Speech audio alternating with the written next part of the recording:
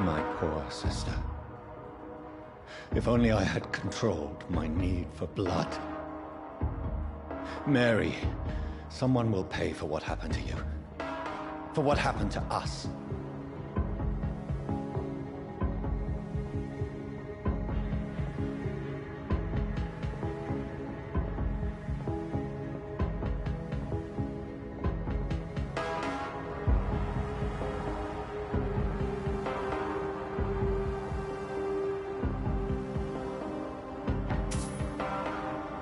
It's locked, all right. It's locked.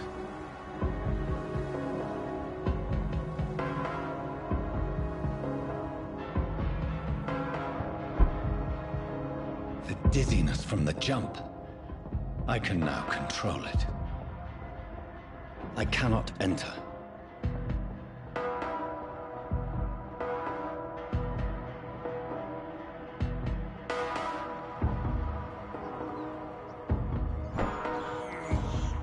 I can't believe I'm doing this. What will London have to say to me? I've so many questions unanswered.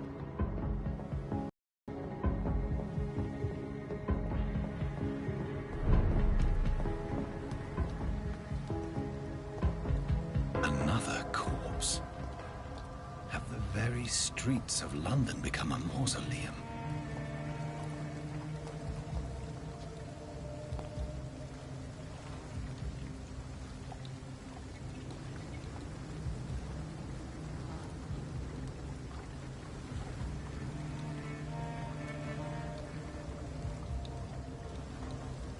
The man has been drained of all blood, but I can still smell the scent of it.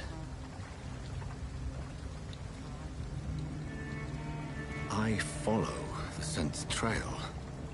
Perhaps it will lead me to my assailant.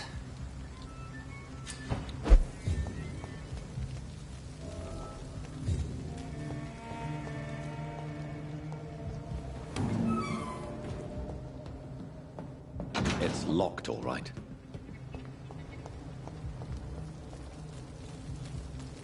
There is no one in sight. Fresh blood. The smell is so strong.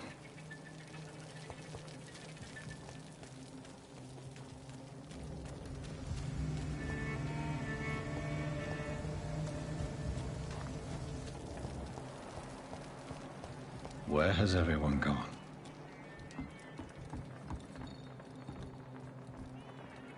According to the blood patterns, that's where the victim was attacked. So that must be the killer's trail.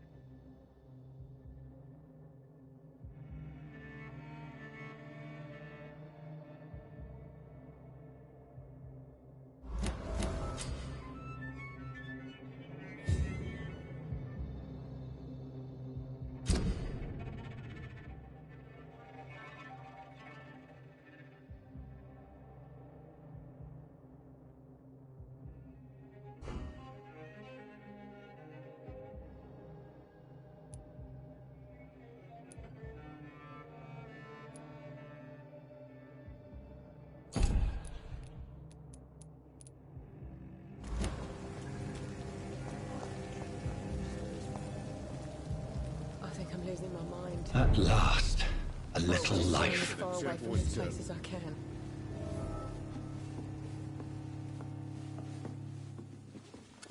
Good evening, sir. I wondered if I could ask for your help. Wow, you look like you need a drink. Yes. I apologize for my outfit. It's been a long night. Been there, seen that. Don't worry, things can only get worse.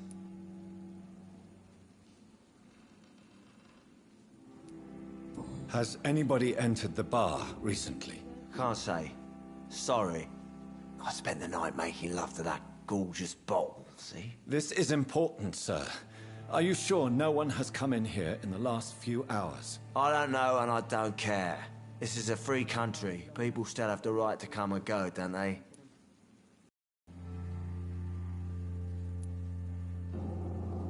What's going on around here?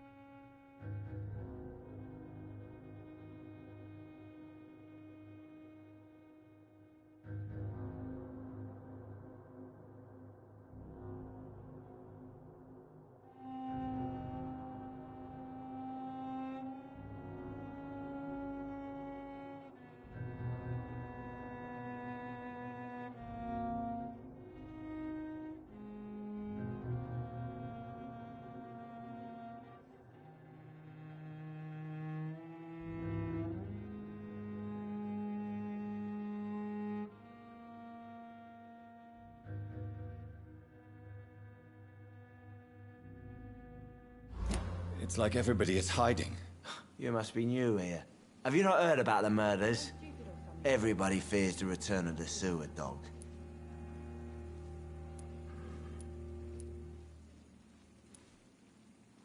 You make it sound like it's a fairy tale. People will always believe in monsters. It's easier than accepting their own darkness. We can all be monsters. Who is this sewer dog? It's the local bogeyman. Convenient answer for every crime that happened for decades. You murdered someone, blame the sewer dog, eh? I'll leave you to your bottle then. My God, sir, you look like Jonah's whale just spat you out of hell. Can I get you a drink? No, thank you. I'm not thirsty. Well, grab a chair and get some rest. This is going to be another long night. Why is it going to be a long night? You must be new around here. Don't you know about the murders?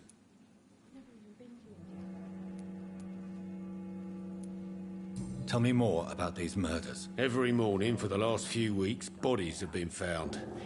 And those poor sods didn't die of flu. Do the police have any leads on a suspect? Even before the outbreak, coppers never came round here. We're on our own. People die in these parts all the time, and no one cares. Where am I? Where is this place? You're at my bar, sir, the Turquoise Turtle. The last ray of light in this dangerous part of town. So you're open all night? Yep. Figured people might need a place to rest in these dark times. Aren't you scared? Scared of what? All the bad shit happens out on the foggy streets. And I never go outside. I'm looking for someone who might have passed through here recently. Wondered if you might help. It's been quiet tonight. The only other person I've seen went straight up to his room. Thought it was kind of rude, actually. You mean he's still here? Well, yeah. He paid for the entire week. How long has he been here? He rented the room a few days ago and didn't say when he'd leave. Who is this man? What does he look like? Well, like a gentleman, I guess. Well-dressed, quite polite. A professor or something fancy like that. Always writing, reading notes. I need to meet this man. I have questions. Just climb the stairs and knock on the first door. I heard him open his window, so I guess he's still awake. And, Yes? no funny business, you hear me? This is a respectable establishment.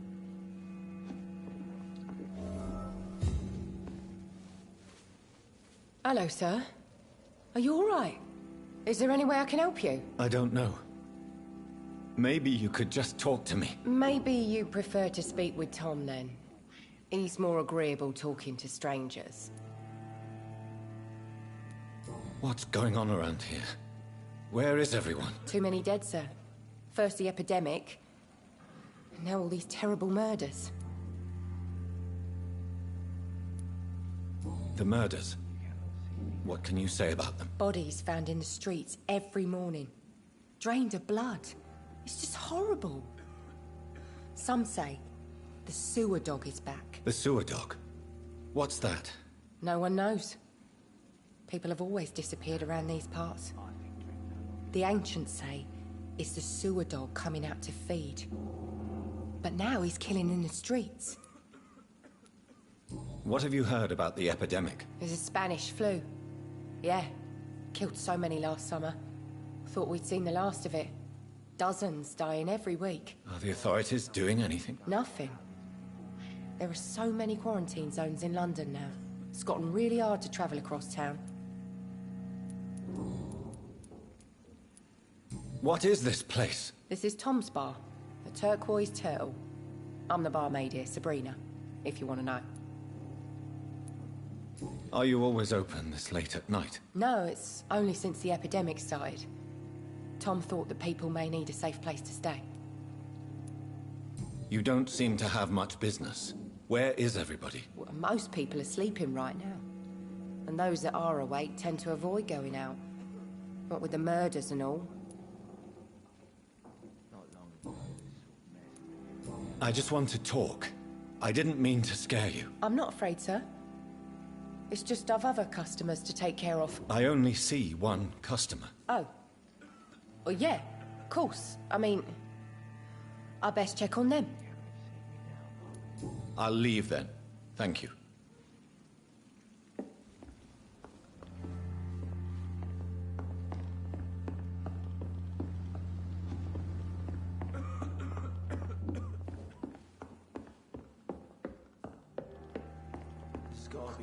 This is no place for you. Prewen has several patrols roaming the area. They do not pursue me. But they're looking for vampires, and they're most efficient. They'll not relent until the killer has been identified. I have a common objective, but I require... I think someone is eavesdropping. Are you certain? You might as well come in, whoever you are. Slowly, vampire. Who are you? I mean you no harm. Saith the vampire. Present yourself. I need a word.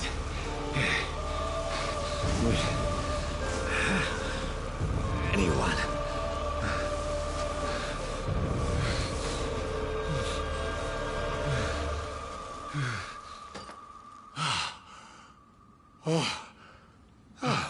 Well, that's something I can do for you.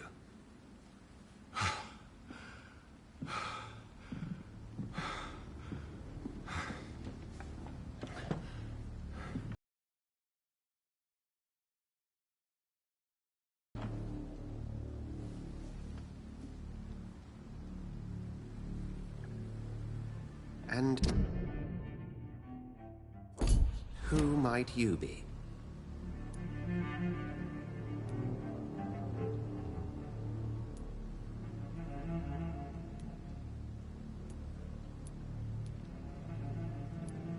I'm not sure that I know anymore. Might I at least learn the reason of your presence? That's none of your concern. Sir, you have entered my room in the middle of the night, pale as a corpse and shaking like a tree. So please, indulge me. Someone is molesting people. In fact, killing them. Biting them. The calling card of a vampire. Like you.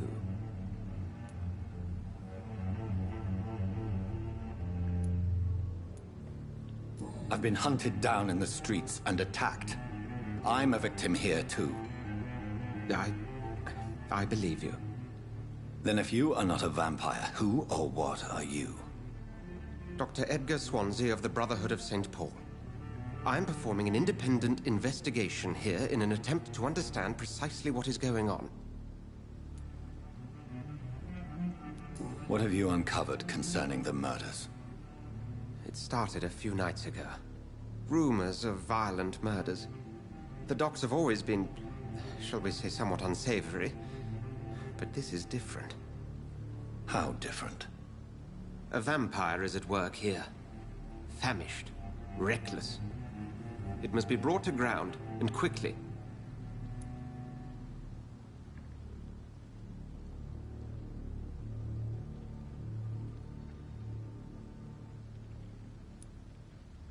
I heard another voice, that of a woman. Who were you talking to? Ridiculous. I've no idea what you're talking about. Something tells me not to trust you. Then the feeling is mutual. And what exactly is this Brotherhood? Sir, if the name is not familiar to you, then we shall discuss it another time.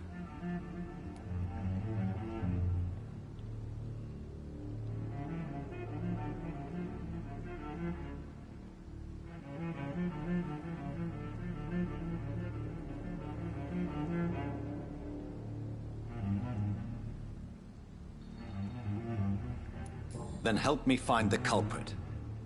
I may. If you'll first tell me why you opened this door. I followed a trail. The scent of blood from a recent victim. It led me here. You thought I was your aggressor. That explains a great deal. We're both chasing the same shadow.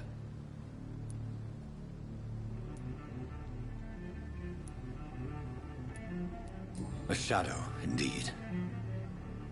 Yet I heard his voice in my head. There was a moment I believed I was mad. You should let me handle this affair.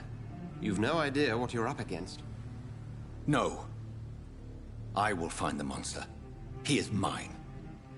How will you do any better than I? But then let me ask you this. What are your intentions if you find the killer?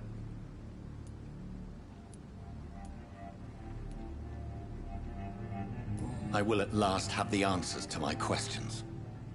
Then I can only wish you good hunting. And pray we shall meet again.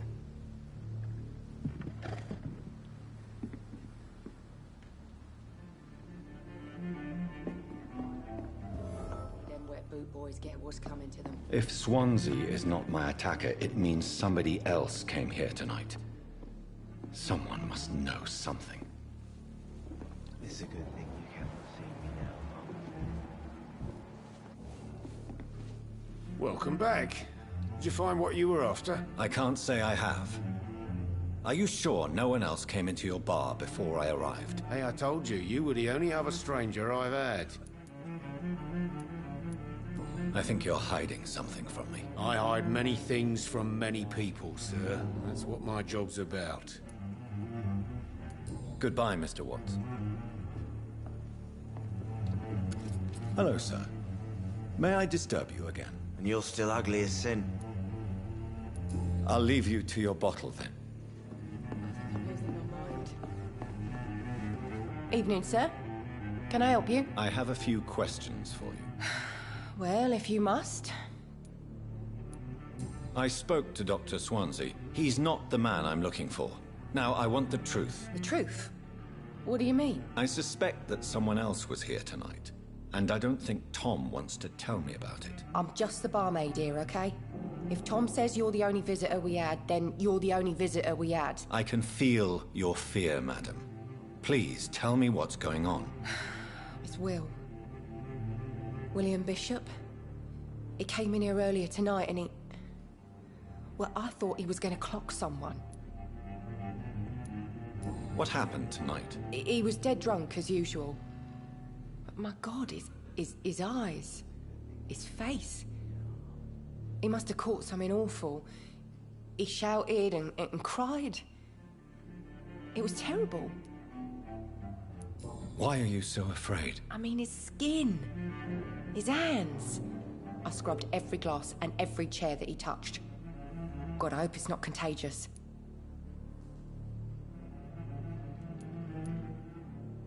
Tell me about this William Bishop. Will was a sailor who worked at the canning factory before he lost that job. A nice bloke, really. He's never been violent. Until tonight. Why keep it a secret? Why not tell me about it? Tom's nothing if not loyal. After Will lost his job, he offered him one ear.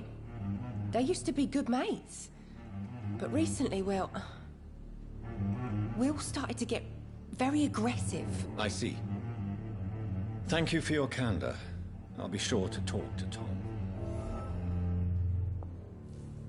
It's a good thing you haven't seen me.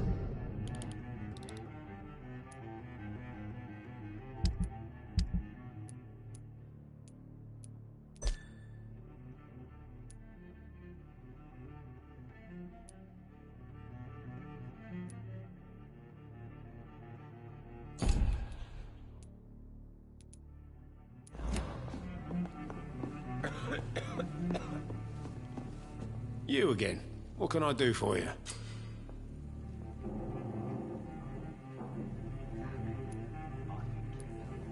Tom, talk to me about the visit from your old friend, William. Yes, Will came by tonight, but he's not my friend anymore.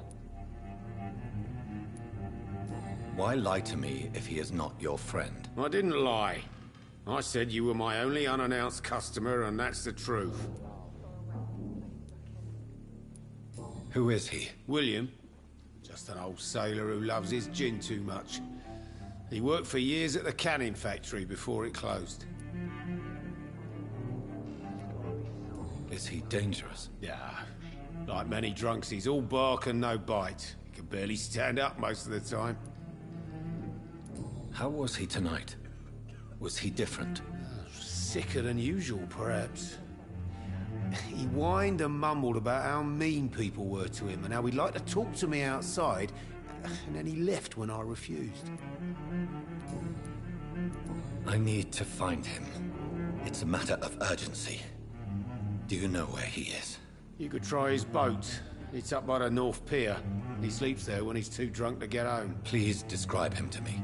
What do you expect? He's a tall, sick bastard with a bad rash and torn old clothes. William used to be strong. Now he's a mess. Thank you, Tom. If you see him, tell him I don't want him back here unless he cleans up his act, okay? For giving me a laugh.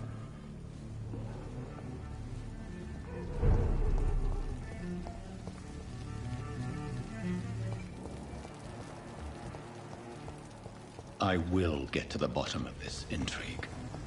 What's been done to me, to this city.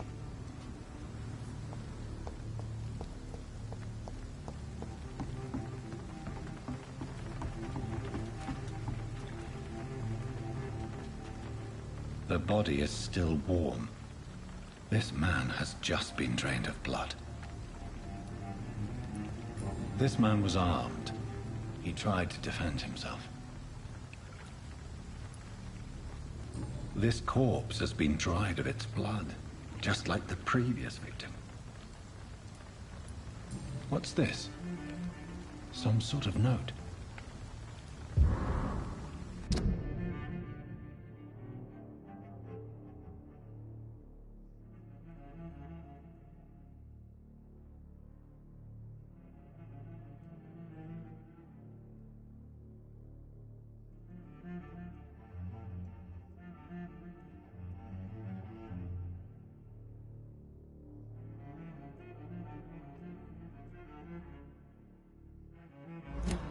These men, they're a company of professional vampire hunters. Blood and empty gin bottles. This Bishop fellow is something of a heavy drinker. There are blood splats on the other side of the canal. I must reach that barge.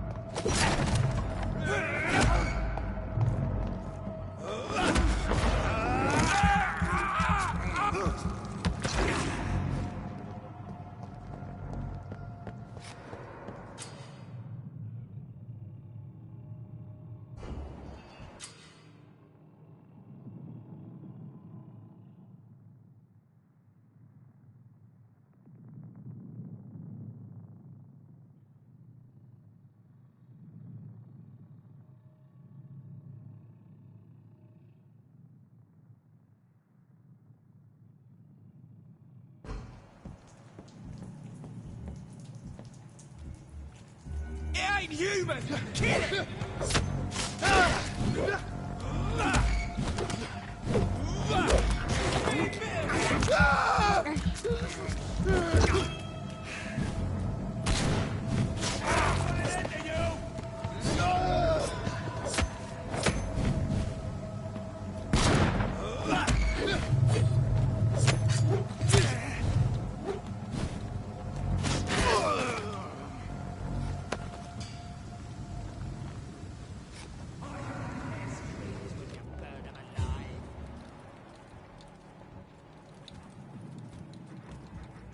Easy does it, boy. It's on to us!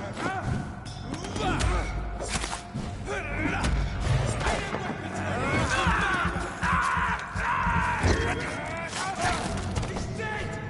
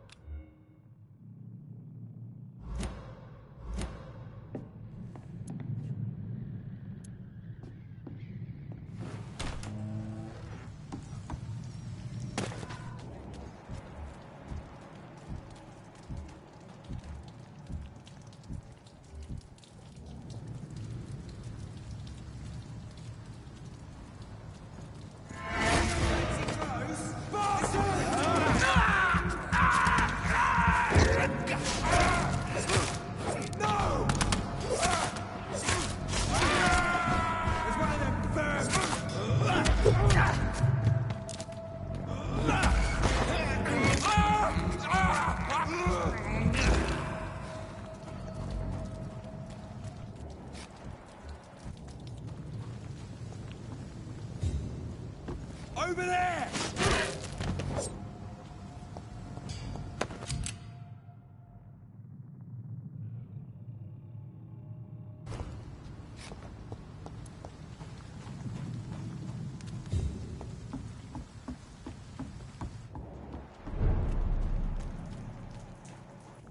Fresh blood. The whole building reeks of it. The scent is so strong it makes me dizzy. I'll not betray your trust. It's this first, you see. I needed to drink. I'm so thirsty, William. As one, we shall overcome this. We've done it before.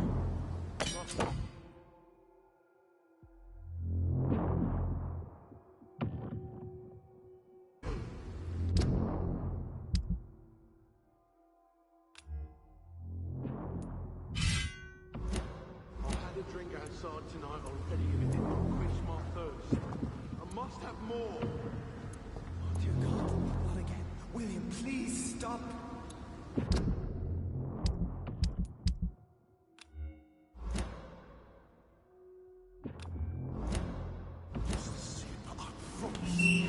This place reeks of bloodshed. William, This creature is bedeviled. I can't feel it. I must put it down.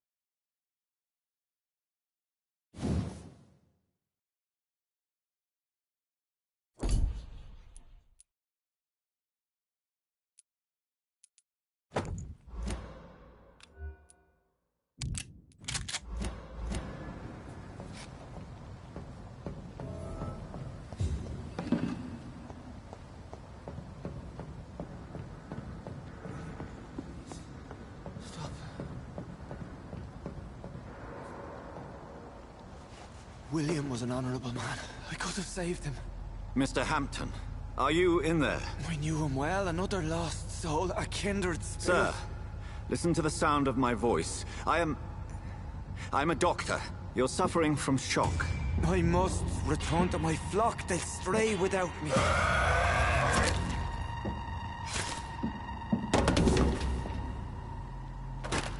Remember, certain skulls are every bit as resistant as we are. Who are you? What do you mean by Skal? You truly are a newborn. I should have realized. Wait. You are the woman from the bar. Are you... like me? Can you help me? I believe, sir, I already have.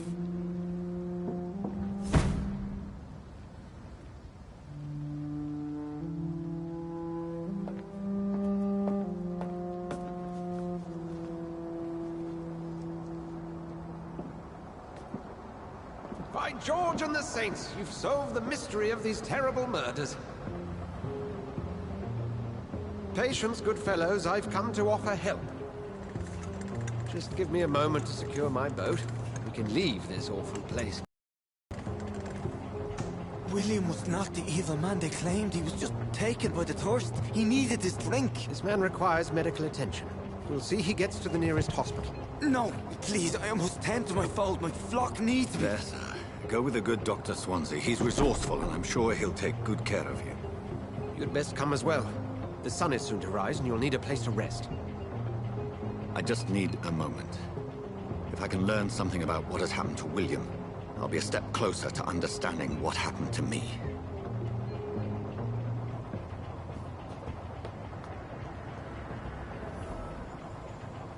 This poor creature can't be my maker.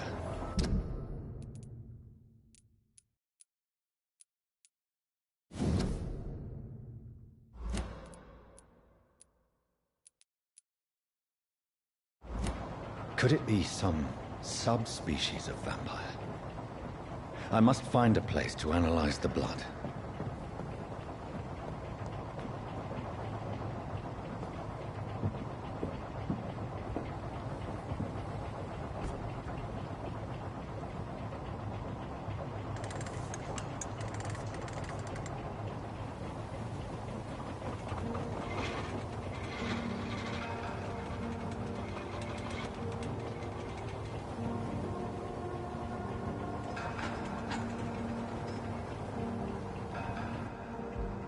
Where are we headed? We're on our way to the Pembroke Hospital. It's just across the canal. They'll have a bed for poor Mr. Hampton. William was... what manner of creature was he? Predator, prey, villain, and victim. Who can say? The important thing is that he's been stopped. Duly noted. And the woman? What... who is she? What woman? Oh, don't play me for a fool. You used me to locate that skull. You must know who she is. And I thought you a gentleman. You shouldn't talk about a lady behind her back, but I will tell you she values her privacy. Were London as peaceful as she appears from the middle of the canal? If only that were the reality of the situation. To be honest, I've always tried to avoid this part of town. Pembroke Hospital is the last bastion between the rest of London and the epidemic. The flu has decimated the East End and the war still rages. Welcome to the front lines of a plague. This is where you work, Dr. Swansea? I am the administrator of Pembroke Hospital. I thought you were here in service of your mysterious order, the Brotherhood of... Of St. Paul's Stole, yes. But first and foremost, I'm a man of science. A physician, like yourself, Dr. Reed. How do you know who I am? No need for modesty. You are Dr. Jonathan Reed. A surgeon of some caliber and renown, if I'm not mistaken. You are correct, sir. I knew it! I had my suspicions. But when you took the blood sample from the corpse of poor William, I was certain. Dr. Reed. Marvelous. Have we met? I attended 3 of your seminars before the war. I have the utmost admiration for your research. And what a turn of fate. England's most esteemed blood specialist returns to London a vampire. That word, again. From a so-called man of science. I understand. Traditionally, the role of science is to refute myth, but when myth walks among us, the Brotherhood of St. Paul has dedicated its purpose to their study. There's so much for you to learn. Of that, you are right. Well, then let me be blunt. Join my staff at Pembroke Hospital. As a physician. I suspect you'll not find a better post of employment to contemplate your predicament. This is sudden. I was returning home to see my sickly mother. But alas, that was before contracting this... affliction. Dr. Reed, take a moment to consider. The post would be for the night shift, providing a good explanation for your absence during daylight hours. You'll be adequately reimbursed, and have a place to hide. I even had the forethought to bring some clean clothes. So, what do you say? It seems I have little choice. But yours is a generous offer, so I thank you. Brilliant! Oh, Jonathan, this is one for the book, and the beginning of a beautiful friendship.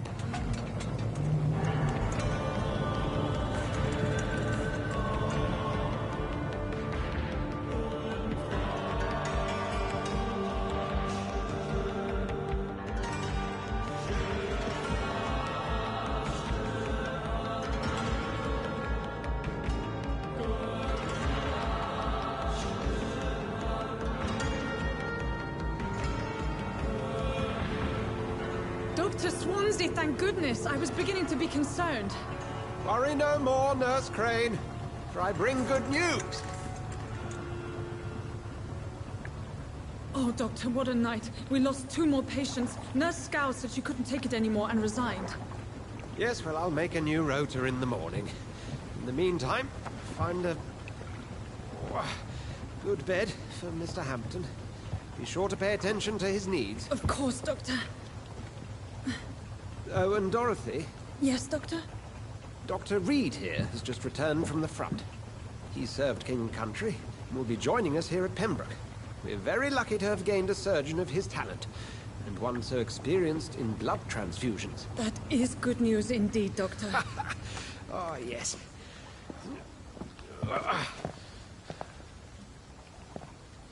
Here at Pembroke, it's not what we have, but what we haven't. It's only thanks to Nurse Crane and the staff that our ship doesn't sink. If you have any questions, just ask her. Duly noted. Thank you. Your assistance is required, Dr. Swansea, immediately. Welcome aboard, Jonathan. We'll catch up after my rounds. Coming, Nurse Crane. I'm coming.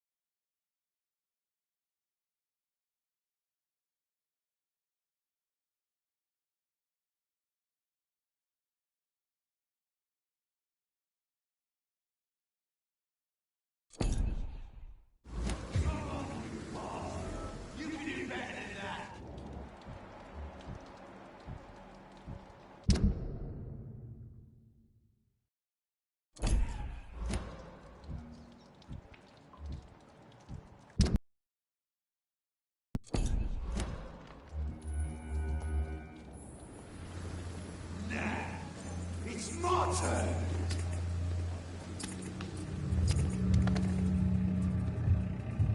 Rotten or pristine, each heart contains the seed of life. Drink and try it all.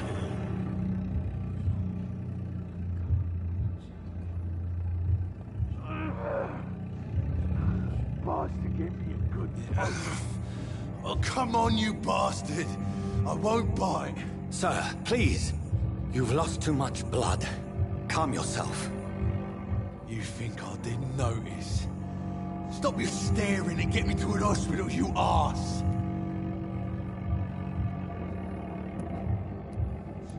Insulting a good Samaritan. Not exactly the way to get rescued. Alright, sorry.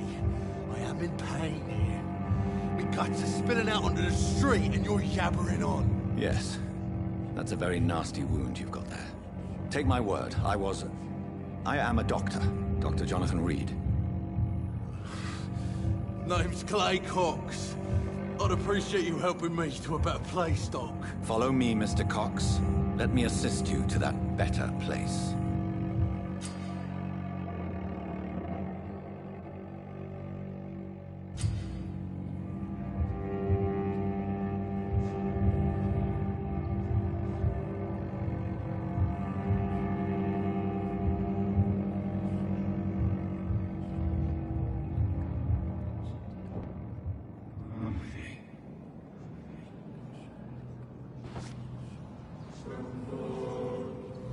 Bring this fading light into the shadows. Dance with him the dance of life and death.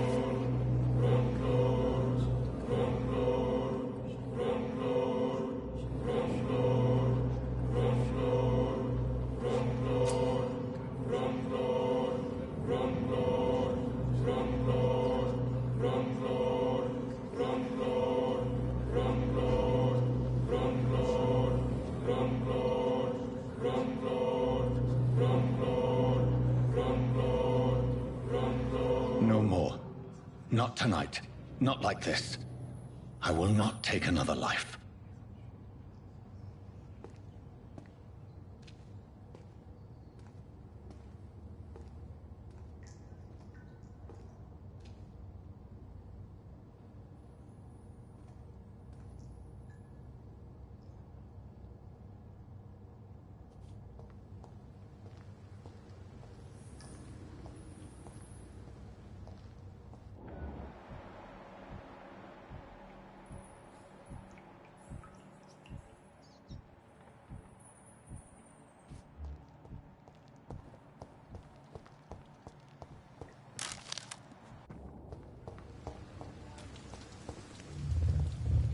It is wise for the huntsman to sometimes let his prey go, but no famished hunter can run for long.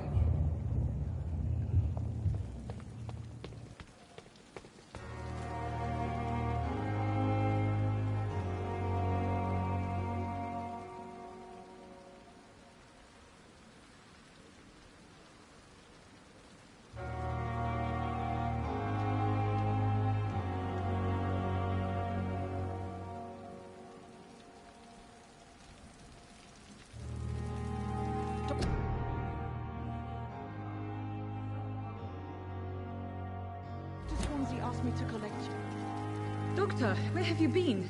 I've little time to play hide and seek with new staff members, no matter how illustrious they may be.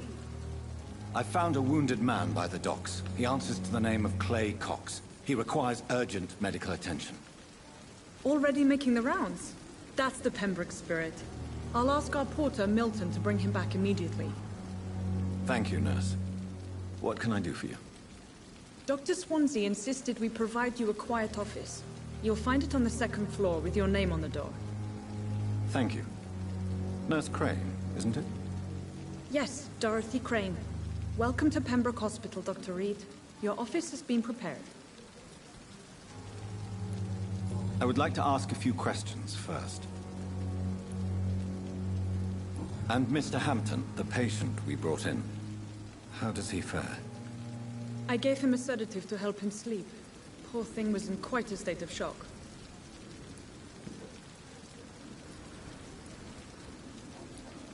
What kind of man is Dr. Swansea?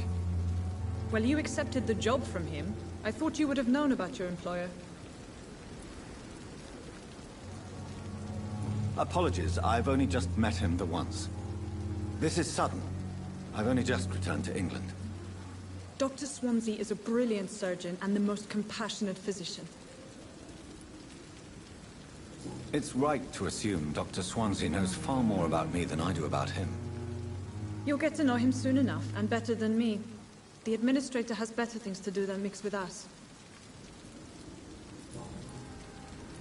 If you could point me in the direction of my room again, nurse. Second floor of the hospital, left after the stairs. It's the last vacant office at the end of the corridor. Thank you, Nurse Crane. Another night of glorious battalion.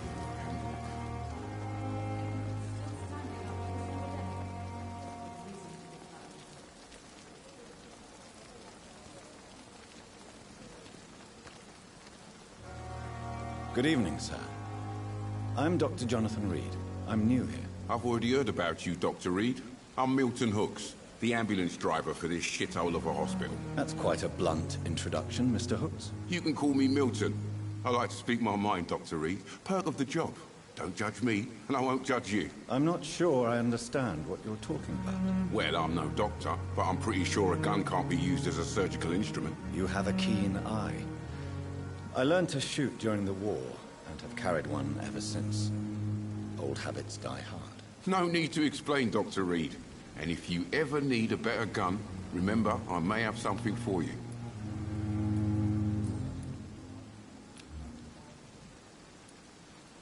How is the situation around here? You want to hear the situation is all right? It's fucking awful. We lack everything, and it's getting worse every day.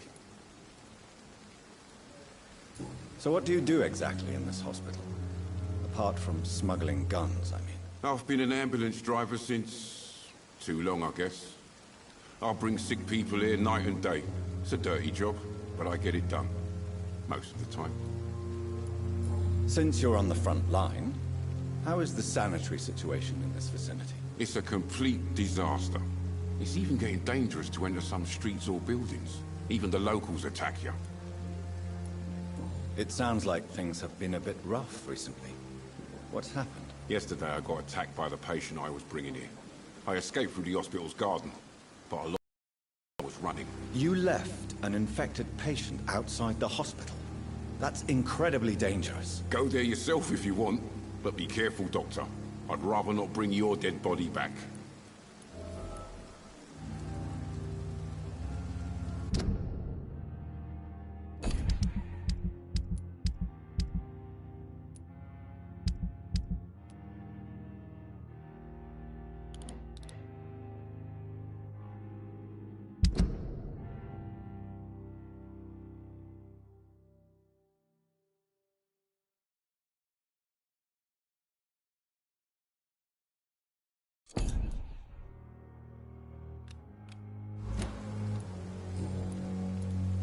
Are you really smuggling weapons through the hospital? And why not? I've already been attacked by patients, you know. And by gang members willing to steal my money. But you're not defending yourself. You're selling guns to civilians. You keep people alive your own way, Doctor. I offer them another way to protect their health. I'd like to see your goods. Wise choice, Dr. Reed. A reliable gun is what everybody needs these days.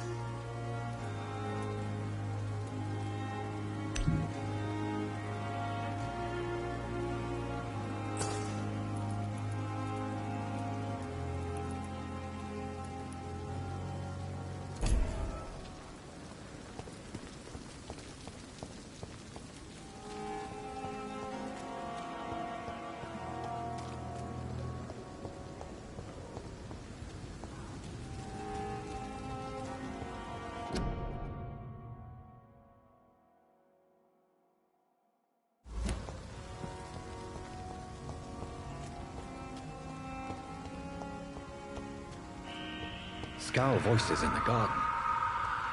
I should investigate. If they were to find somebody...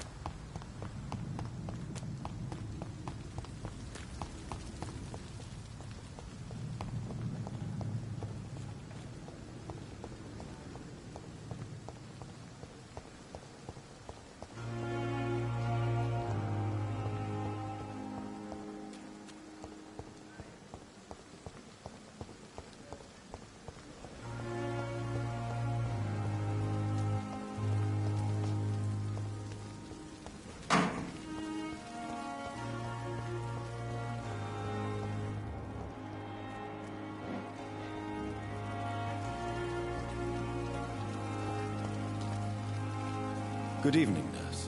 I'm Dr. Jonathan Reed, the new surgeon here at the Pembroke. Dr. Swansea has already told us about you, sir.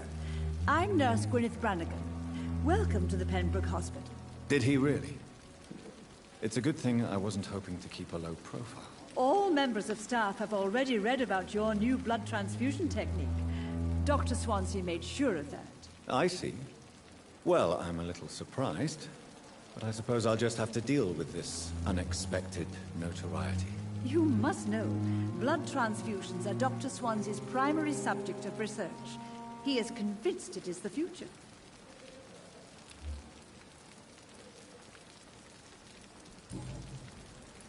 How are things here? Not good, to say the least. We're struggling against an invisible enemy, more lethal than any bullet from a gun. It's hard, Doctor.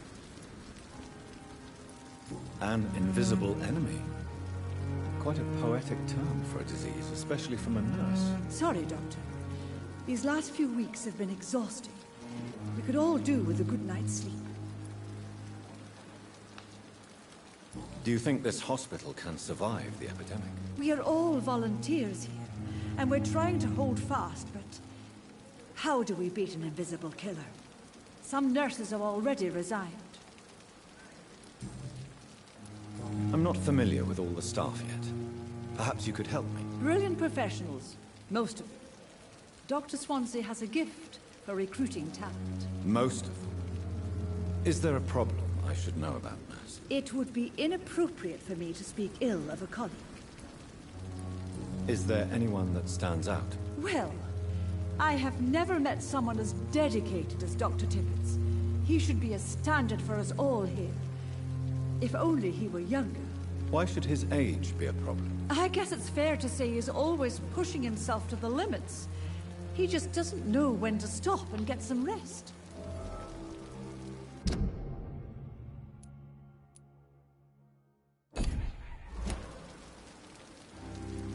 Nurse Brannigan, if you do know something, please tell me. Anything you say will be held in confidence. No. I may disagree with some conduct, but in the end, everybody is doing their best.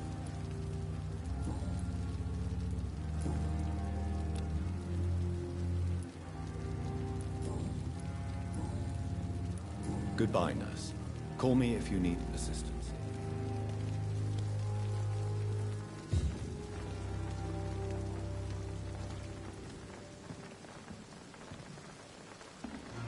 Good evening, sir. So it is true. The famous Dr. Reed has joined us.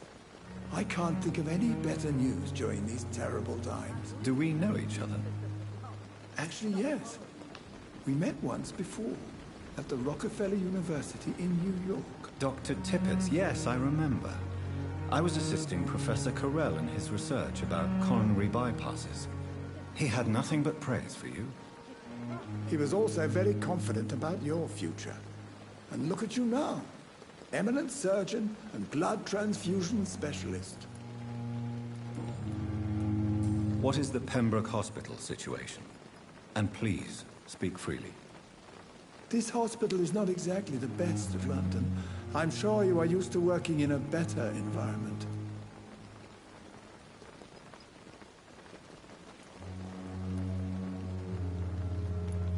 It's more than enough.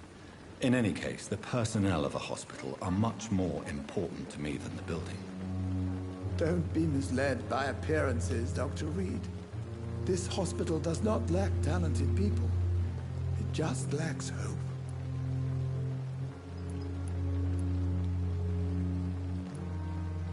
What can you tell me about the staff in the hospital? Some are really good, and others are not so good. But during this troubled period, there is no time for slander. I prefer to focus on the positive character traits. Tell me more about cherished people, then. Nurse Brannigan is a pearl. She is the most helpful and dedicated nurse I've ever worked with. A clever and cheerful woman. You really seem to admire her skill. I'll go even further. If she was a man, she would be a damn fine practitioner. Any opinion about the management? I don't always agree with Dr. Swansea's reserve, but I must admit he does all he can to keep this facility running during this crisis. Ah, yes, the burden of command. I was fed up with this concept while serving as a medical officer. Don't get me wrong. Swansea's a good administrator. I just wish he would get out of his office down again.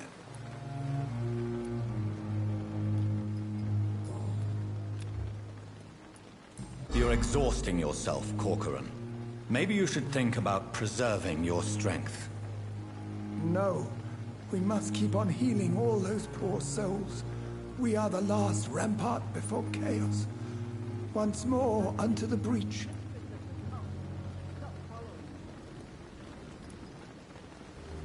Nurse Brannigan is worried about you, Doctor. She should not have told you that. I will have a word with her. You don't have to blame her for her honesty. I'm not that kind of man, my dear Jonathan. Actually, Nurse Brannigan's opinion is the only one I may listen to. Goodbye, Dr. Tippett.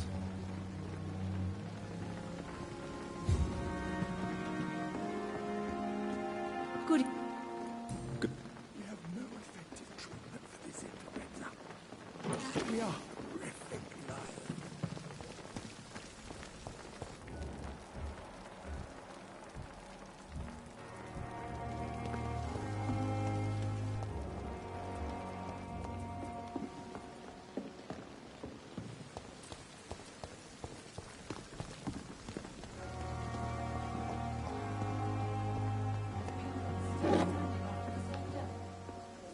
Good evening, Milton. Good evening, Doctor. Still trying to save lives?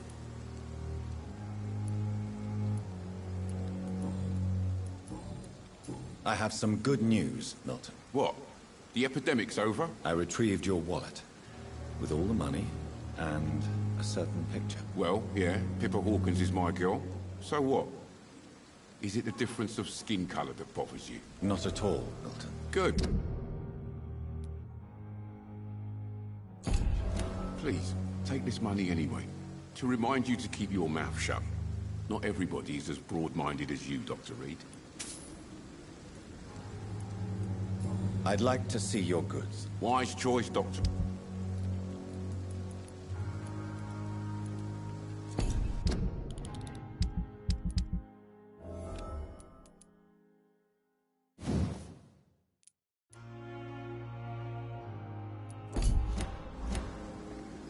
Good evening, Milton. Good evening. Wise choice.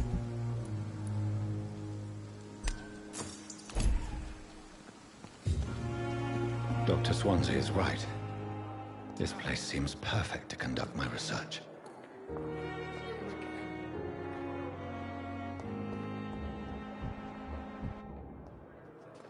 Good evening, miss. I'm Dr. Reed, the new surgeon at the Pembroke Hospital. And who are you? Your name has no meaning to me, mortal. You're nothing but dust blown by the winds of eternity. I beg your pardon? What are you begging for, mortal? My clemency? Well, tonight maybe I'm inclined to mercy. You'll never forget the night you met Thelma Howcroft. You keep calling me mortal. Why is that? And if I'm mortal, what are you? Well, Dr. Reed, if you must know, I'm a vampire.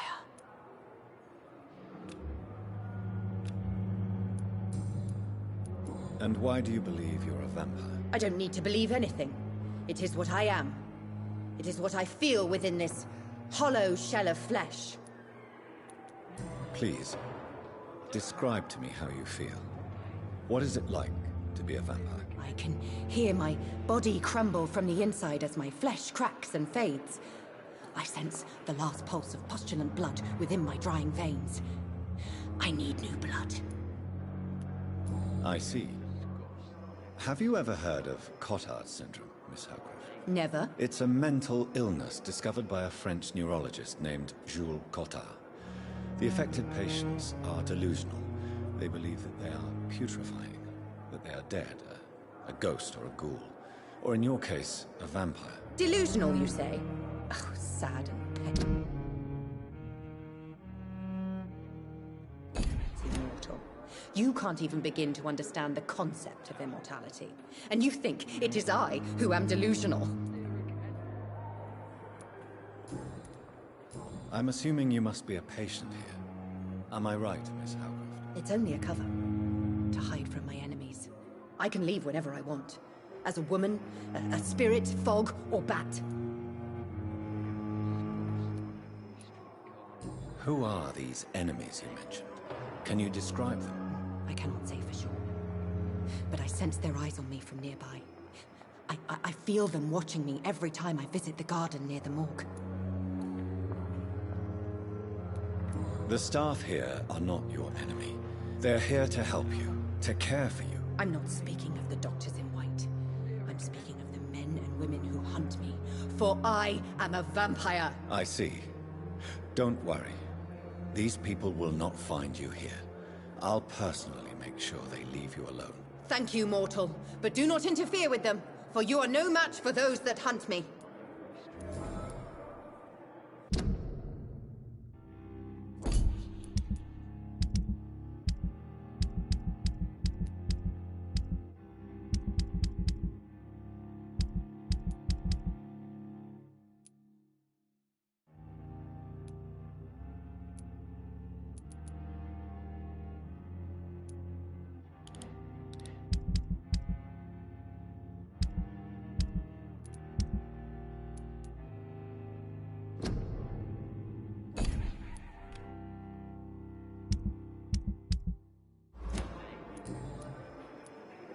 I'll leave you, Mistress of the Dark, to your nocturnal activities.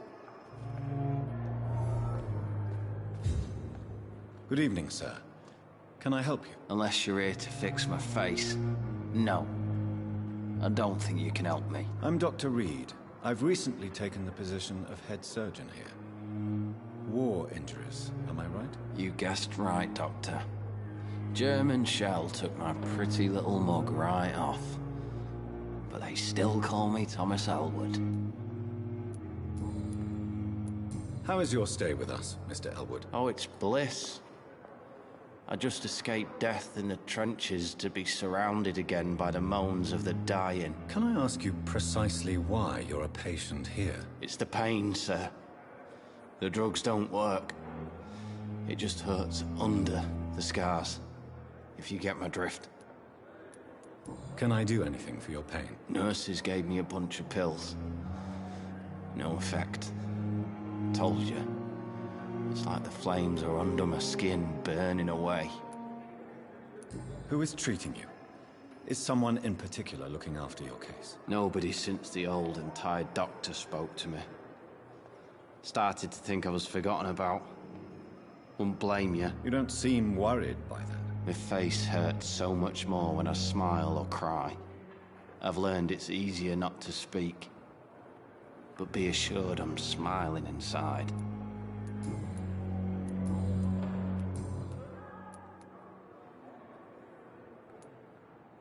How close are you to Miss Hawcroft? Are you aware that she thinks she is a vampire? To wait for her next nibble is the best reason to stay here. Every time she approaches my bed, she treats me like something tasty. A normal person. Aren't you afraid? She may hurt you if the game goes too far. She's quite harmless, I can assure you. Her head's broken inside is all. While I'm busted on the outside. But she's still beautiful. Living proof that there's hope for me.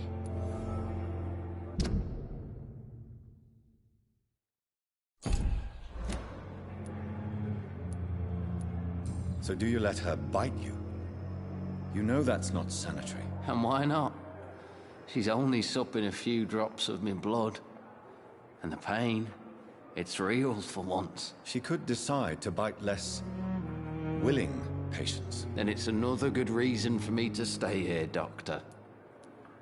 You do realize she's mentally disturbed.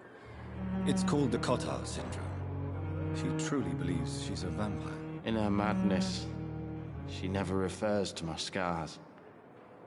And frankly, if I could, I'd join her world.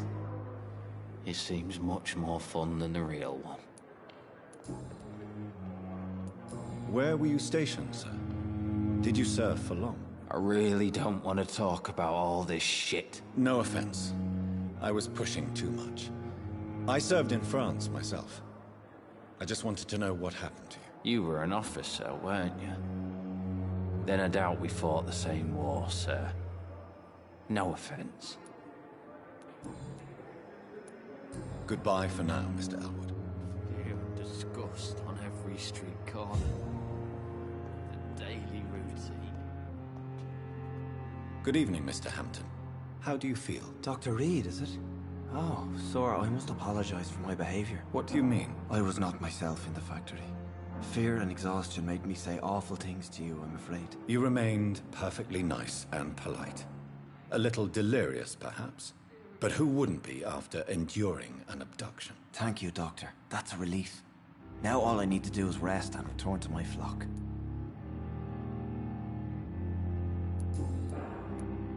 How did you end up in William Bishop's den? I had received alarming news about his recent behavior. I went to his place and he refused to let me go. Why did he abduct you? William was an alcoholic. His addiction suddenly changed to blood. I don't know why. Just like a patient I met here. This Miss Hawcroft. You dared to enter this awful place alone. You're a hero, Mr. Hampton. Or a fool. I'm just a man trying to help his friends, Dr. Reed. William Bishop was a conflicted soul, searching for light. Do you know Tom Watts? The bartender from the Turtle. I met him before I found you in the canning factory. Tom? Yes, of course. Always the helping hand, good old Tom. Without men like him, corruption and despair would have wiped out the East End long ago. People are still in despair. How could it be otherwise? The authorities have left us all to rot in this contagious nightmare. No drugs, no advice, nothing. It's a damn shame. Who should I avoid in this part of town, then? Any particularly evil figures? Not really. Most men and women are just doing their best. And it's not my habit to speak ill of people I know, Doctor. What is the general situation in the East End docks? The situation has always been tough, with a lot of tensions between the gangs and the dockers' trade union. The wet boot boys are very nervous since they lost their leader. Who leads the gang now? Since Clay Cox went missing, it's his wife Edwina who runs the show, with the assistance of her minion, Booth Digby. Has the gang been threatening you? Ah, no. I've had this nickname for so long, you know, the sad saint of the East End. No one dares to bug a saint, not even criminals.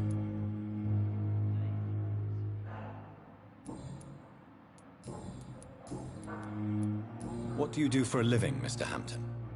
I can't help but notice the cross around your neck. I manage a night asylum for the poor and homeless of the docks.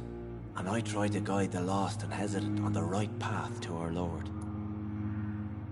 Are you a priest, Mr. Hampton? A deacon, maybe? Not at all, Doctor.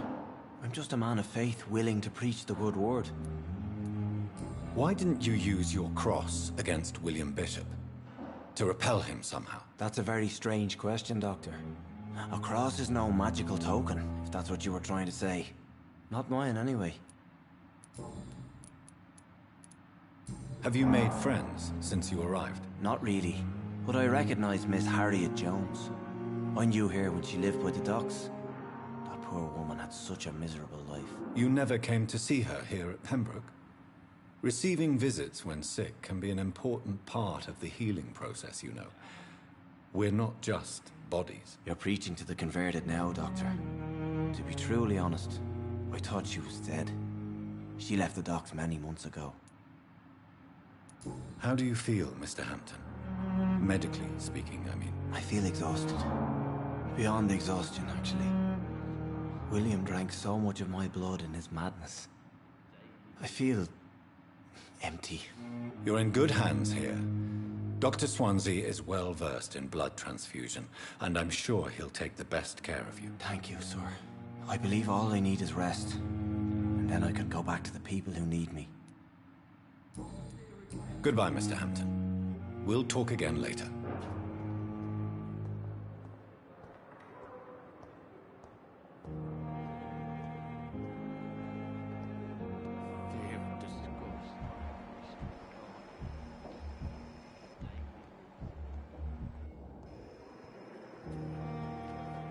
Good evening, Miss Howcroft.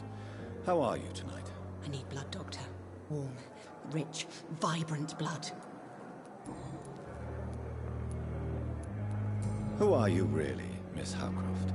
I mean, apart from being a vampire. Is that not enough for you, puny mortal? What do you require? Hmm?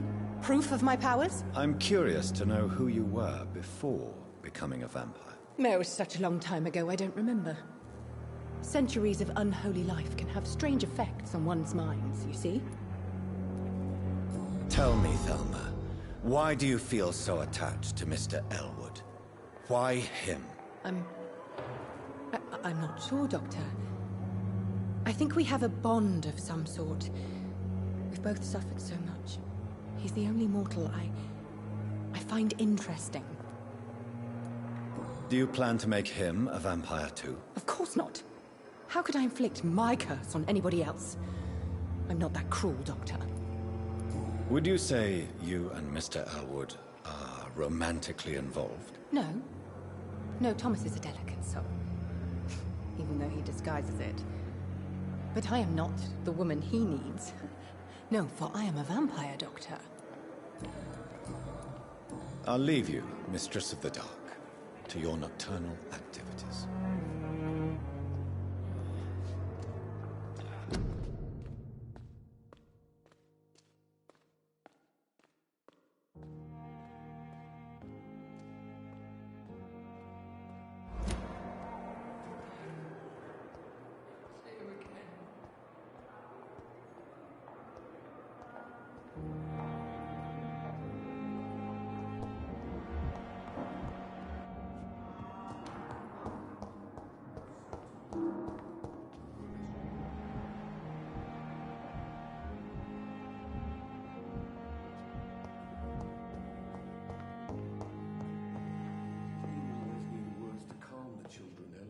Good evening, sir. I'm Dr. Reed.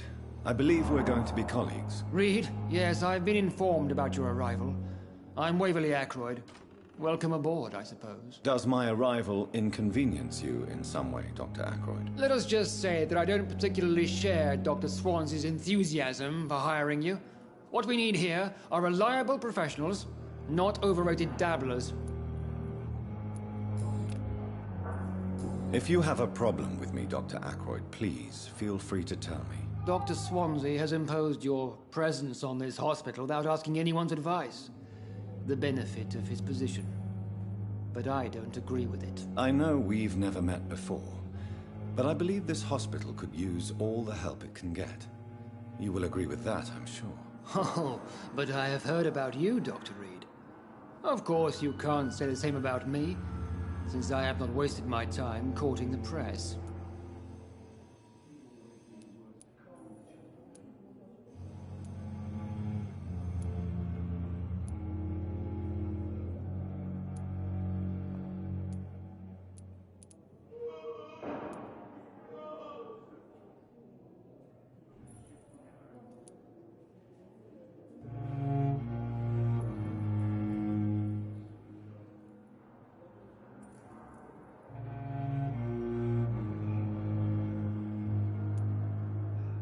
There is no need for such animosity between us. Don't you think the epidemic is already enough to deal with? That is one point we could agree on. And that is precisely why I want to be sure that you will be of help to this hospital, instead of a burden.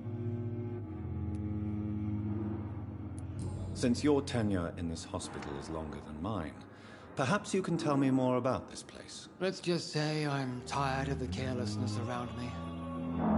I have always respected the skills of Dr. Swansea, but over time his enthusiasm has become displaced. Carelessness? Exactly what are you talking about? We're here to save lives. The people who trust us are not volunteering for experimentation. They're here to be healed. I don't intend to run any radical experiments, Doctor. Even if I, as any good practitioner should, express an interest in pushing the boundaries of medical research. Modern medical methods were created through audacity and ego. But there are rules in our line of work, and they're here to protect our patients.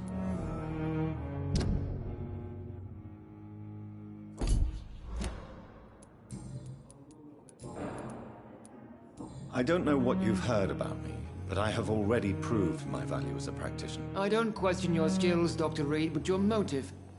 Is it money, fame, or are you truly dedicated? And what exactly is that supposed to mean? I served in the war just like you.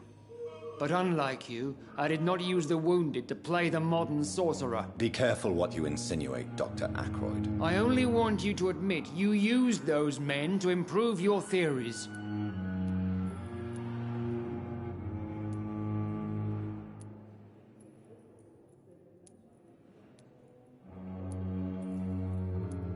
This is ridiculous. My blood transfusion technique saved many lives, and you know it. You see? That is exactly what I hate about people like you. You avoid this kind of accusation instead of facing reality. It seems you have bad memories of your military service. I refuse to see this industrial slaughter as scientific progress. War only reveals the worst in men. We can at least agree on something, Dr. Ackroyd.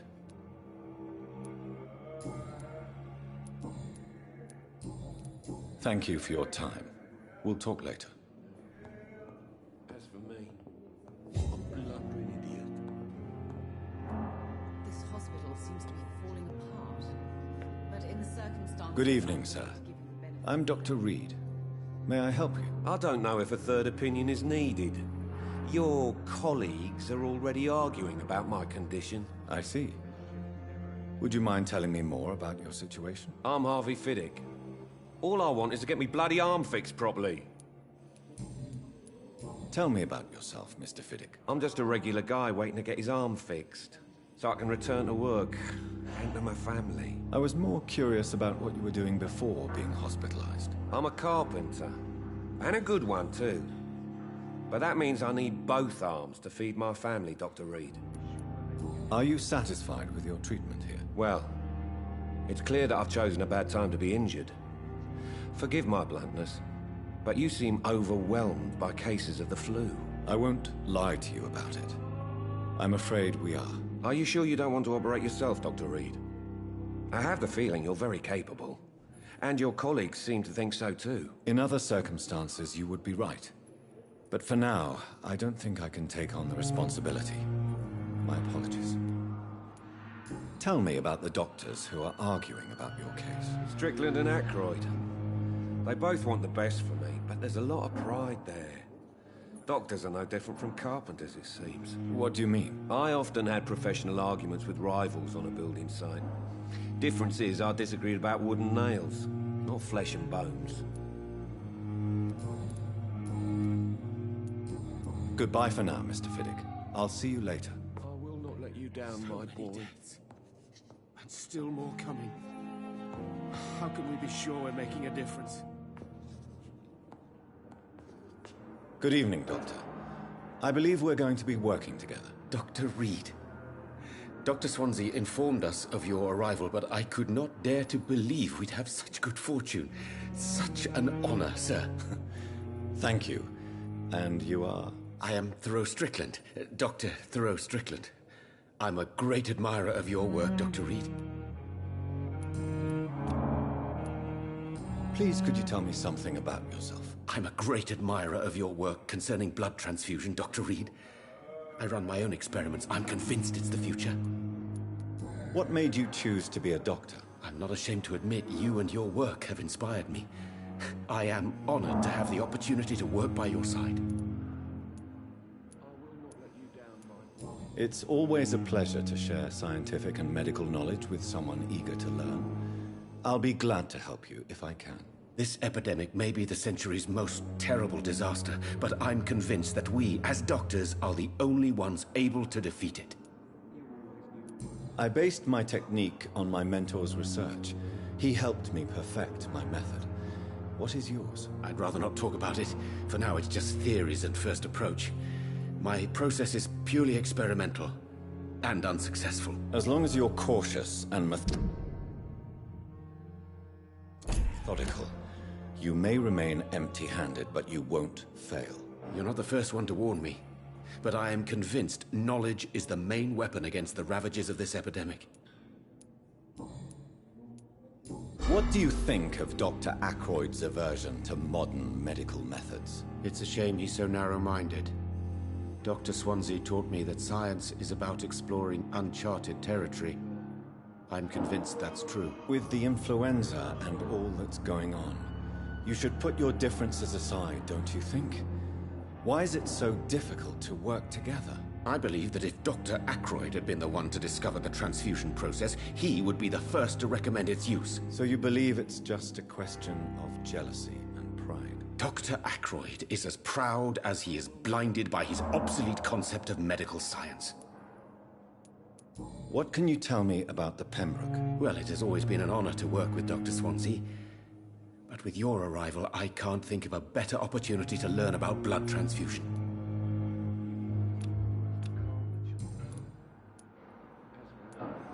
Well, you seem quite optimistic.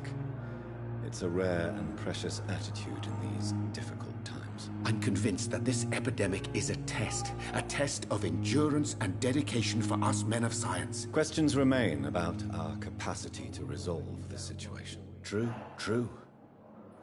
Last summer, during the first wave of the epidemic, I used to joke with Milton about the extra work. We're not smiling now. Do you need help with anything in particular? Well, yes, maybe. I'm waiting for a batch of products I ordered for my personal research, yet my supplier seems to have vanished. Do you want me to play the errand boy for you? Oh no, Dr. Reed. But if you went personally to his shop, what with your reputation and all, he wouldn't dare to refuse the products I need. I see. Well, give me the address, for I may pass by if I have time.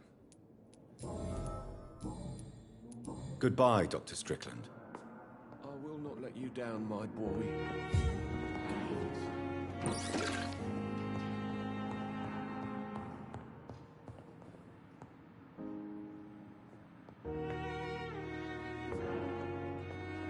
Good evening, madam. Can I help you? It's my son who needs you, sir. I'm Dr. Jonathan Reed. How can I help your son? I'm Beatrice Goswick, mother of Mortimer Goswick. Could you check on him, please, Dr. Reed? I've heard much of your talents as a physician. What can you tell me about yourself, Mrs. Goswick? Not much to say. Just take care of my Mortimer and I'll cover all the expenses. That's all that matters. Are you really that rich? Most of the patients here are of a more humble origin, if I may say so. Yes, thanks to my husband. May he rest in peace. I can cover any needed medical expenses. May I ask if you have an occupation, Mrs. Goswick? I'm a teacher by profession. I teach young women who are more ambitious about their futures than their families. What do you think of your reception here?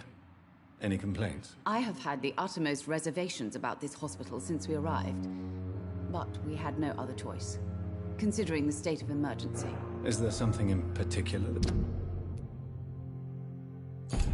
bothering you? Some of the staff were not especially welcoming. I suspect they're not accustomed to dealing with patients of such social standing. Tell me more about your arrival at the Pembroke Hospital. What gave you such a bad first impression? The ambulance driver was quite rude, for a start. And that nurse, Miss Hawkins, seems to have quite a dubious attitude. What do you mean? She managed to secure a bed for my son despite the epidemic. It was a relief, but it wasn't cheap.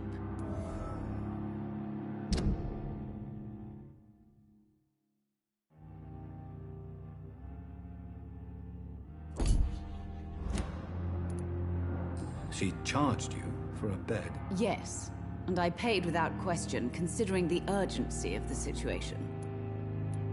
I share your concern, Mrs. Goswick. Be sure that I'll talk to the people involved. I don't expect compensation, Dr. Reed. But I'm aware such behavior would not be tolerated in other hospitals.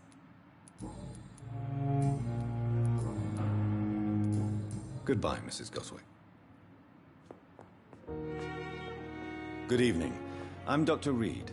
Can I help at all? No. Really? Why are you here, then? I don't want to talk. My throat hurts too much. I suppose that this pain is the reason you're here. Is someone taking care of you? Yes. And no. Could you at least tell me your name, sir? Mortimer. Mortimer Goswick.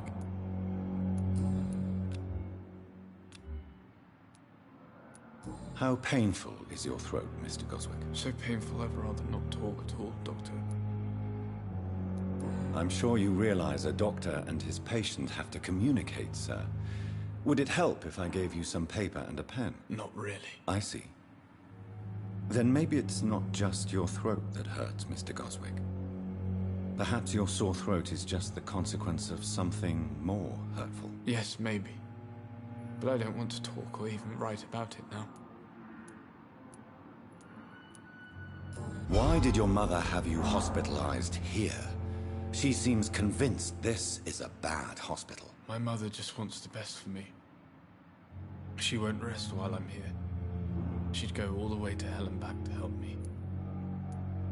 Pembroke Hospital may look unorthodox, but rest assured you're in good hands here. It's not me you have to convince, Dr. Reed.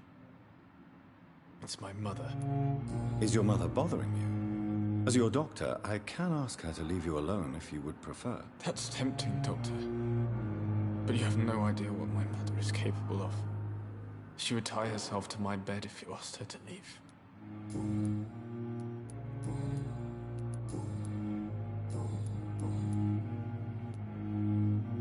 Tell me about yourself, Mr. Goswick. I don't want to talk, Doctor. I have to go now, sir. But don't hesitate to contact me if you need any help. I'm all right. Don't waste your time with me.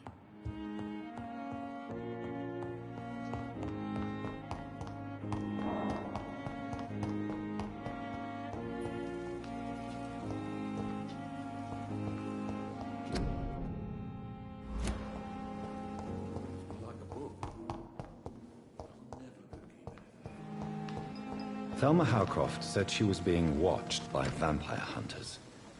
Where are they hiding? I should investigate.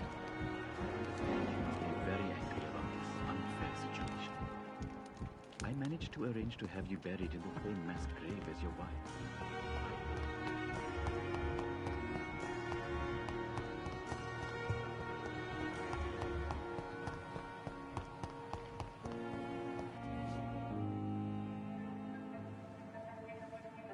You don't mind if I search your pockets, do you, sir? You won't need any of these anyway. I'm not stealing from you, mister. I'm only redistributing your belongings to people who need them more than you. You see, no one has claimed your body, sir, so it would be such a shame to bury you with your valuables. I will not forget you, sir. And I thank you for your generous donation.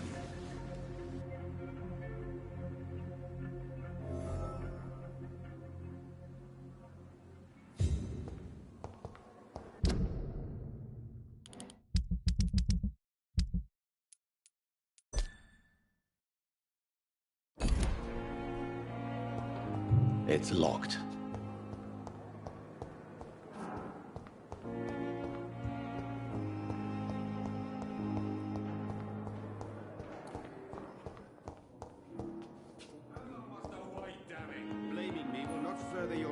Sir. How long's it going to take to fix me properly? A month? A year! You have the right to disapprove of our methods, and you will kindly apologize when you're feeling better.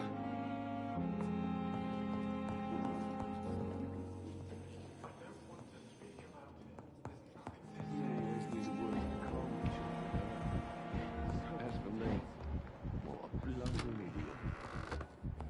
How can we be sure we're making a difference?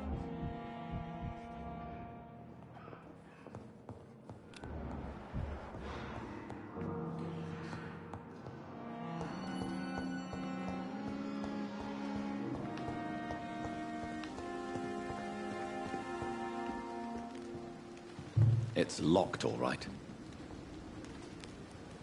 Good evening. I'm Dr. Reed. Always a pleasure to meet a colleague, sir. Especially when he was supposedly dead. A colleague? Are you a doctor, too? Not anymore, sir. I used to be Dr. Rakesh Chadana. Now, I'm just Mr. Chadana. pawnbroker and humble guardian of this morgue. What do you mean, you used to be a doctor? Was your license revoked? No, sir. It is just that I like to be precise. I run a little pawn shop while taking care of the dead. But I used to be a real doctor.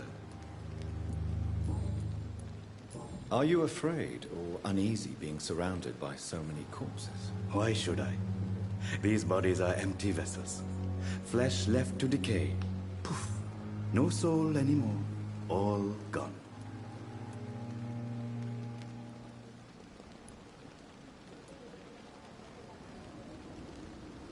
An interesting point of view. And quite an exotic one, too.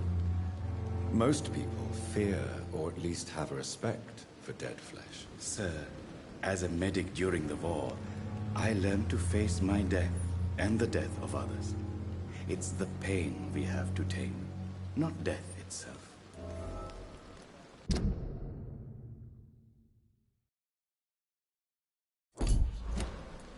How did you get this job? After I left the army, I worked as an undertaker down by the docks.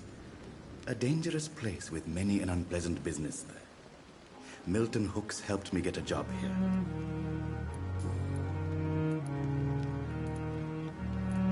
Have we met before? I don't think so, sir. Why? When we first talked, you said you were glad to meet me since I was reported dead. Funny story, sir. Your sister came here a few nights ago. You were missing, and she was looking for your body. She must be very relieved now. Do you work here alone? Yes, very easy work, sir. All I have to do is watch a few bodies.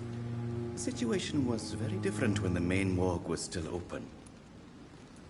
Why do you have to watch these bodies? Because these poor fellows have no names. We keep them in case someone comes looking for the missing. Sadly, very rarely happens. Why close the hospital's main morgue? It was for sanitary reasons after the beginning of the epidemic.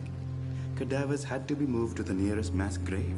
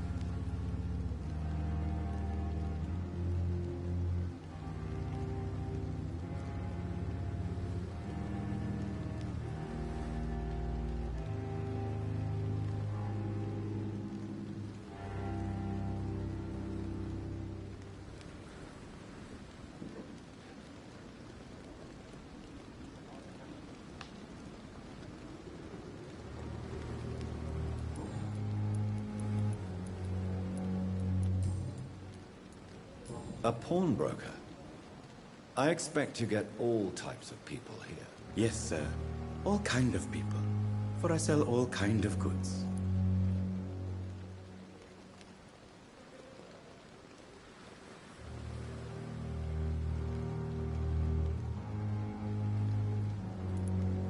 Who comes here to trade with you? It's very unhygienic, even unsafe. Diseases can spread. For the customers, for the hospital. I'm very cautious, sir. I've been a doctor, remember? And all my clients are good people. In fact, I think I only know good people.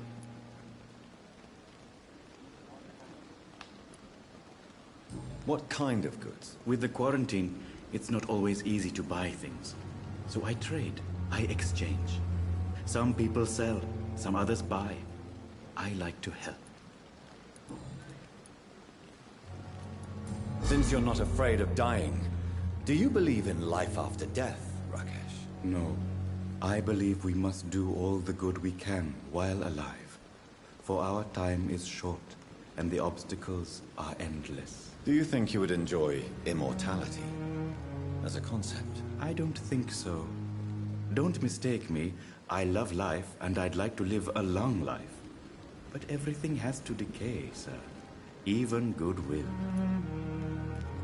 Do you really believe goodwill cannot last? As I said, sir, everything decays. If I was to never die, goodness, I would be bored or worse. And I like to be helpful, sir. Quite depressing, wouldn't you say?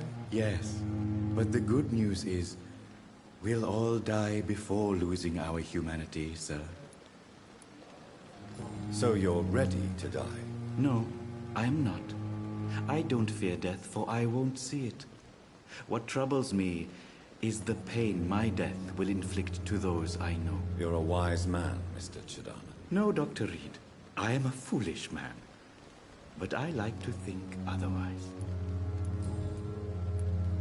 How dare you steal from the dead, Rakesh? Is that what your pawnbrokers is really about? These people are dead, sir. What they possessed could be useful for the living. And I'm sure they would agree if they could speak.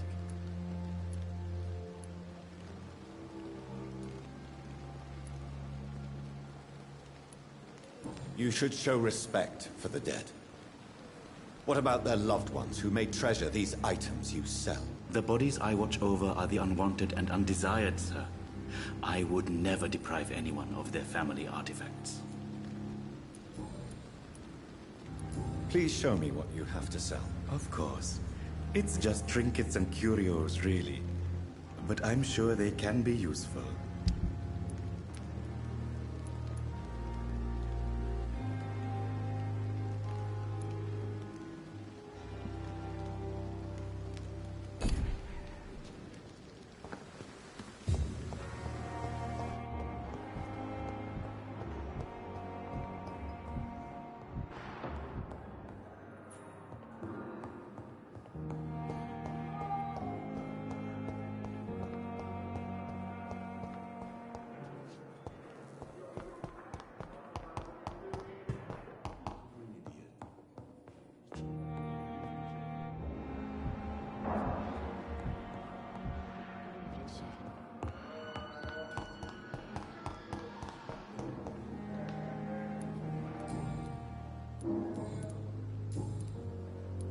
Tell me, Waverly, what do you think of Dr. Strickland's enthusiasm for his experimental research? Strickland is playing with his patients' lives for pride and glory.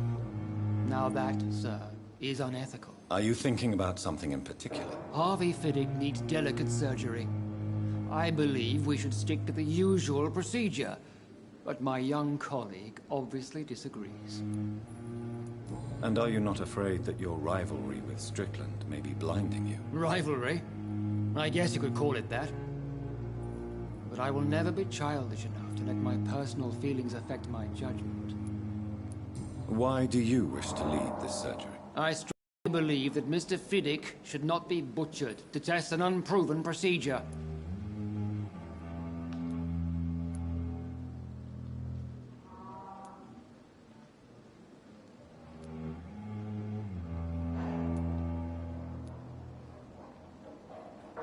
Other people may say that's too conservative a point of view. Conservative?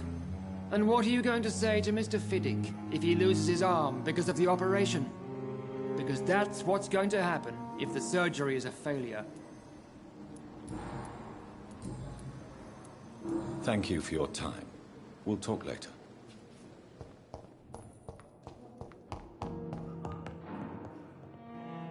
And goodbye, Dr. Strickland. Good evening, Dr. Strickland. Tell me more about your willingness to experiment with new medical techniques. Harvey Fiddick is a patient suffering from a severe injury that could cripple him if not treated correctly. I'm convinced your blood transfusion technique could help him. What is it you really want? To save him? Or to prove your point? Fair question. I want nothing but to save my patient, Dr. Reed. Especially since I know Mr. Fiddick's story. This personal involvement could also appear to be a lack of impartiality. You must know that a good surgeon must remain neutral. I agree. But that does not excuse Dr. Ackroyd's behavior. A man who did not even take time to converse with his patient. Do you think keeping his distance was a mistake? All I know is that I'm taking care of human beings with desires, hopes, and fears. Not some biological machine comprised of blood, bones, and flesh. Tell me Mr. Fiddick's story. Our first diagnosis was compromised because Mr. Fiddick lied to us about the real origin of his injury. He first claimed it was an accident. But why would he hide such crucial information from us? Because he is a proud father, ashamed of putting his children at risk because of his own negligence.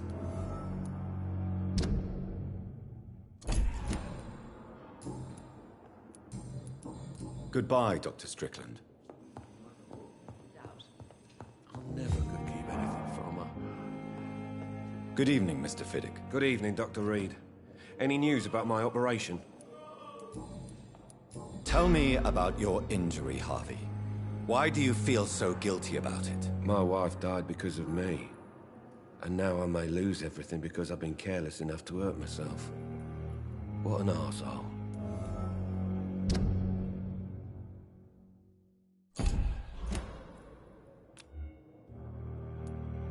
How could your job be responsible for your wife's death? I was working a double.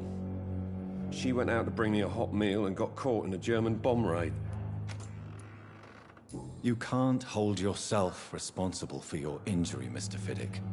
Unless you tried to hurt yourself. Of course I didn't hurt myself. But I can't work until my arm is fixed. My children need to eat, Doctor. Tell me more about the death of your wife, Harvey. 1915. I was in the army. Building workshops for the Royal Flying Corps. Helen was happy I wasn't sent to the front. What happened? The Germans sent Zeppelins to bomb the construction site, but they missed their target. My wife was bringing my dinner when the bombs fell. I'm sorry for your loss. So many died during the bombings. I served in France and witnessed the carnage there. I would like to say that she didn't suffer. Truth is, I have no idea. I just know that I'm all that me kids have. Poor little bleeders. How are your children after losing their mother? They were smaller then. The only good thing about this is my Helen didn't bring them with her that night.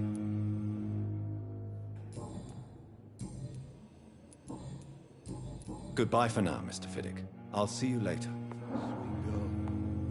Don't treat me like a fool.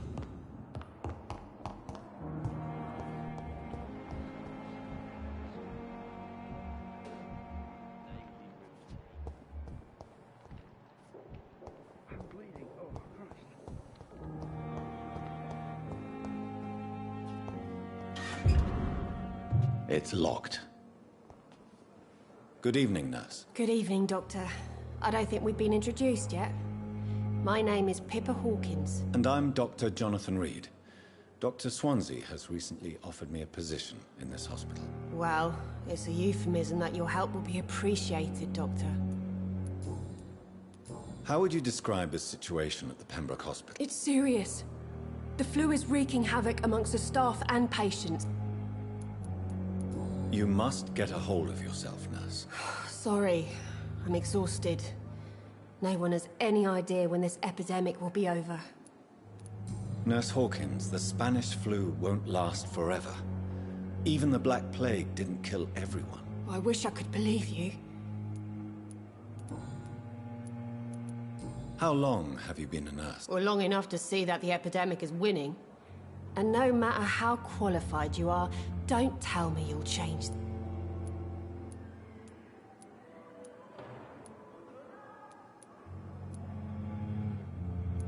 You'd be surprised what dedication can achieve, Nurse Hawkins. In medicine, sometimes we're just a test result away from a miracle. Sorry, Doctor. I don't want to sound bitter, but I'm just too tired to give a pep talk like Nurse Brannigan. How is the Pembroke staff coping with the epidemic? Well, not well. Milton, the ambulance driver, is even more grumpy than usual, especially concerning doctors. Why is Milton grumpy on a daily basis? Is it just an act? Milton's not the kind of man who's bothered about a bad reputation, whether he deserved it or not.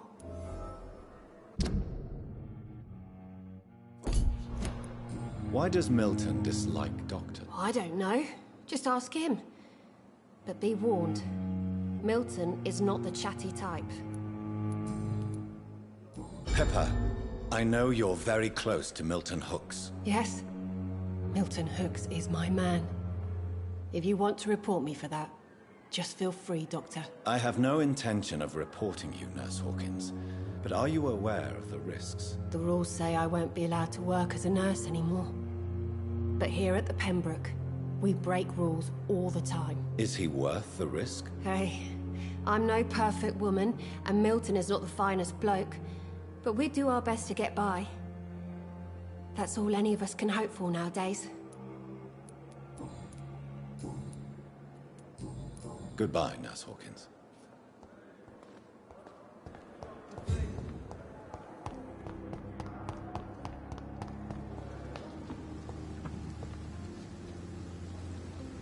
Good evening, Milton. Good evening, Doctor. Still trying to save lives?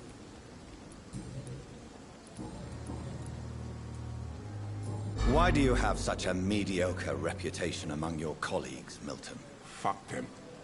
Nobody knows the horrors I've seen since working here. This city was sick long before the epidemic, Dr. Reed. I know it's a difficult task, but correct me if I'm wrong. Is this not the job you are paid to do? I've seen babies left to die while their brothers were properly fed. Underage girls and boys sold to all manner of perverts. I'm sorry, I don't know what to say. Yeah, exactly. We lack words. So excuse me if I don't look on the bright side of life. What's going on between you and Nurse Hawkins? Pippa's tired. Tired of all this shit. Tired of all those corpses piling up. She's as depressed as I am. During the war, I witnessed a few couples just like you come together in difficult circumstances. It can be very damaging. Maybe you're right. But we support each other, and that's all that matters. You do realize you could both get fired. Hospital staff are not meant to have intimate relationships with one another. Come on, Dr. Reed. Do you know how many rules are broken in this hospital every day just to keep it running? There's nothing wrong with what we're doing.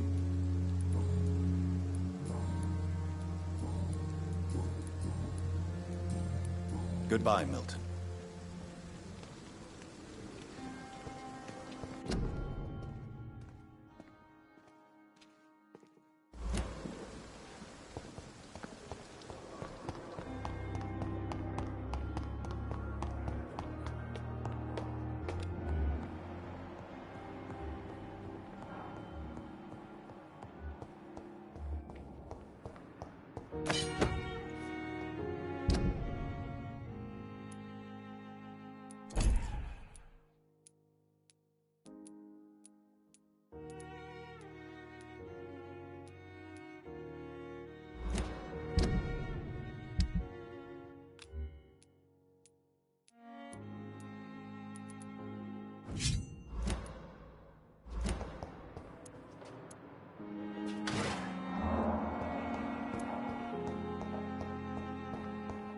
I cannot enter.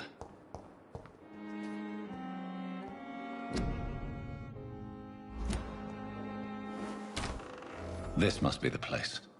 It's definitely away from prying eyes. Relegated to the shadows. A kingdom of my own. At least I won't be sleeping in a coffin.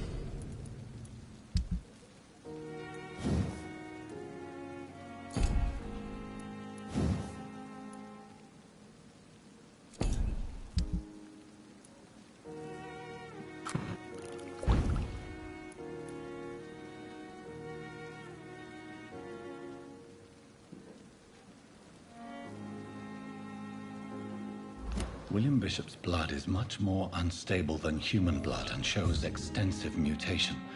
But this is not what happened to me. I must keep on searching. The sun is about to rise. I can feel it. I'll continue tomorrow night. I have so much time now.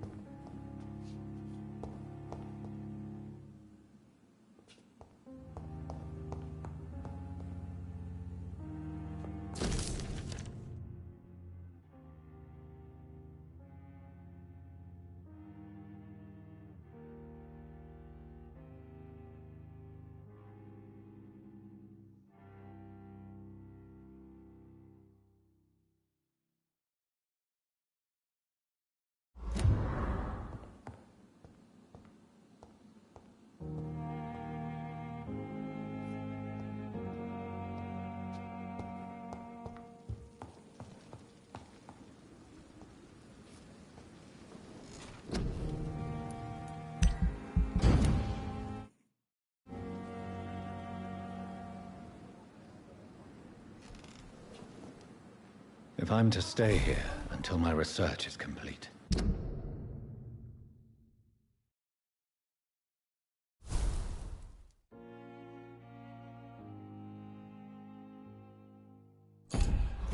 I'd better learn to hide my true nature from the mortals. But what about my thirst for blood?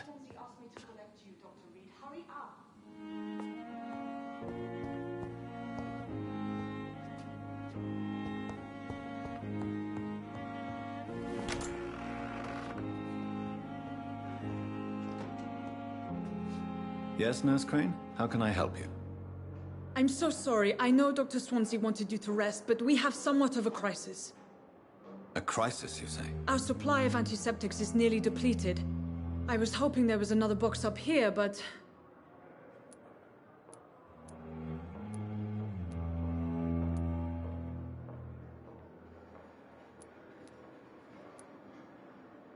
Sorry. There's nothing here. Some of the patients won't last the night without them. Honestly, sir, I'm beside myself. I may have a solution. In France, during the war, drugs shortage was a daily problem, and we had to use our wits to overcome the shortages. However do you mean? If combined correctly, certain household chemical products can be used in a pinch instead. Now, where's the hospital storeroom? The storeroom? Fat chance. This is the Pembroke, and space is luxury we don't have. Everything used to be stored in the old morgue. Perhaps I should look there first. Where is this morgue? It's the large building behind the hospital. You'll need to go in the back door because it's been sealed off for sanitary reasons. Take this key. It opens a small back entrance at the end of a narrow street. The abandoned morgue behind the hospital. A small door at the end of a narrow street. On my way then. Thank you, nurse.